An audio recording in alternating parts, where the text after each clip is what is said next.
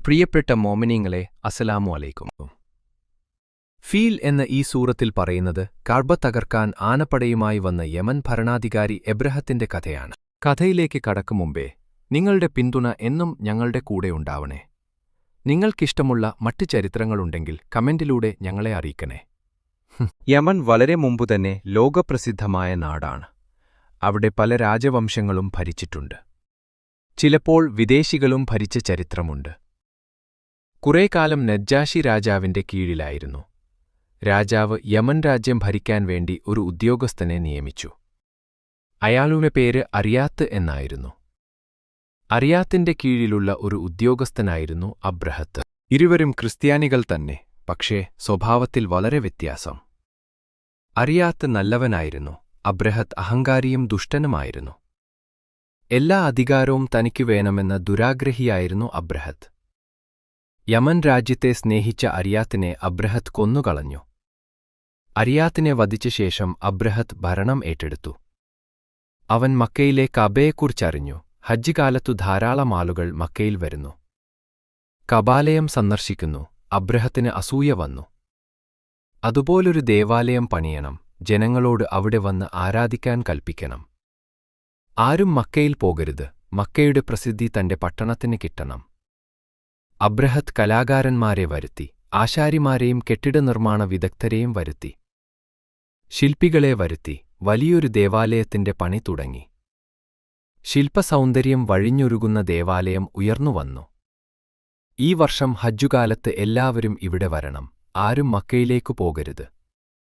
നാടുമുഴുവൻ പ്രചാരണം നടത്തി. അബ്രഹത്ത് കാത്തിരുന്നു. അക്കൊല്ലത്തെ ഹജ്ജുകാലം വന്നു. എല്ലാവരും മക്കയിലേക്കു തന്നെ പോയി. ജനങ്ങൾ കഅബയെ തന്നെയാണ് ആദരിച്ചത്. ഇത് അബ്രഹത്തിന് തീരെ ദഹിച്ചില്ല. അതിനാൽ അബ്രഹത്ത് വലിയ സൈന്യത്തെയും ആനകളെയും കൂട്ടി കഅബ നശിപ്പിക്കാൻ മക്കയിലേക്ക് പുറപ്പെട്ടു. അന്ന് നബിയുടെ ഉപ്പാപ്പ അബ്ദുൽ മുത്തലിബായിരുന്നു മക്കയുടെ നേതാവ്.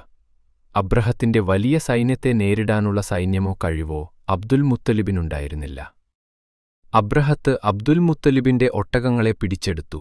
തന്റെ ഒട്ടകങ്ങളെ നൽകണമെന്ന് അബ്രഹത്തിനോട് ആവശ്യപ്പെട്ടു. അപ്പോൾ അബ്രഹത്ത് ചോദിച്ചു, നീയെന്താ കഅബയെക്കുറിച്ച് ഒന്നും പറയാത്തത്? ഇത് കേട്ട് മക്കയുടെ മഹാനായ നേതാവ് അബ്ദുൽ മുത്തലിബ് പറഞ്ഞു, ഒട്ടകങ്ങൾ എന്റേതാണ്. കഅബ ഇത് അല്ലാഹുവിന്റെ ഭവനമാണ്. ഇതിനെ അവൻ സംരക്ഷിക്കും. ഒരാൾക്കും ഇതു തകർക്കാനാവില്ല. അല്ലാഹുവിനെ ആരാധിക്കാൻ ഭൂമിയിൽ ആദ്യമായി നിർമ്മിക്കപ്പെട്ട ദേവാലയം, ഇതു തകർക്കാനാവില്ല. ആനപ്പട നീങ്ങി കഅബാലയത്തിന് നേരെ. പെട്ടെന്ന് ആകാശത്ത് ഒരുതരം പക്ഷികൾ പ്രത്യക്ഷപ്പെട്ടു. അവയുടെ ചുണ്ടിൽ ചെറിയ കല്ലുകൾ. ആ കല്ലുകൾ താഴേക്കിട്ടു. ആനകളും പട്ടാളക്കാരും മറിഞ്ഞു വീഴാൻ തുടങ്ങി. കല്ലുകൾ കൊണ്ടവരൊന്നും രക്ഷപ്പെട്ടില്ല.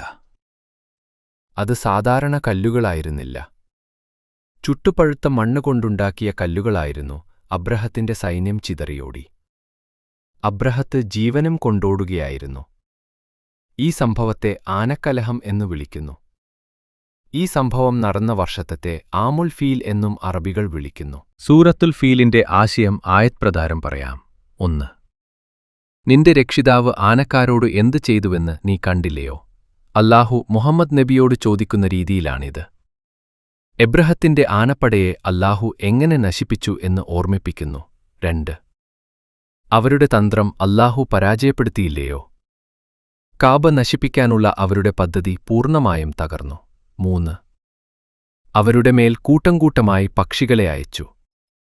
ചെറിയ പക്ഷികളുടെ കൂട്ടങ്ങൾ കഅബയുടെ മുകളിൽ വട്ടമിട്ടു പറന്നു. 4. അവരെ ചുട്ടമണ്ണുകൊണ്ടുള്ള കല്ലുകൾ കൊണ്ട് എറിഞ്ഞു. പക്ഷികൾ ചെറിയ കല്ലുകൾ എറിഞ്ഞു. അത് എബ്രഹത്തിനും സൈന്യത്തിനുമുള്ള അല്ലാഹുവിന്റെ ശിക്ഷയായിരുന്നു. 5. അവരെ തിന്നുതീർന്ന പുല്ലുപോലെയാക്കി. അവരുടെ സൈന്യം പൂർണ്ണമായി നശിച്ചു. ഈ സൂറത്ത് നൽകുന്ന പാഠങ്ങളുണ്ട്. അല്ലാഹുവിന്റെ വീടായ കഅബയെ അല്ലാഹു തന്നെയാണ് സംരക്ഷിക്കുന്നത്. ശക്തിയും സൈന്യവും മാത്രം മതിയാകില്ല. അല്ലാഹുവിന്റെ തീരുമാനം അതിലും മേലാണ്.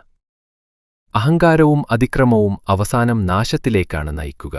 ദുർബലമായി തോന്നുന്ന കാര്യങ്ങൾക്ക് പോലും അല്ലാഹുവിന്റെ സഹായത്തോടെ ശക്തമായവയെ തോൽപ്പിക്കാൻ കഴിയും. നേർവഴി മനസ്സിലാക്കാനും അതിലൂടെ ജീവിക്കാനും നമുക്കേവർക്കും അല്ലാഹു തൗഫീക്ക് നൽകട്ടെ. ആമേൻ.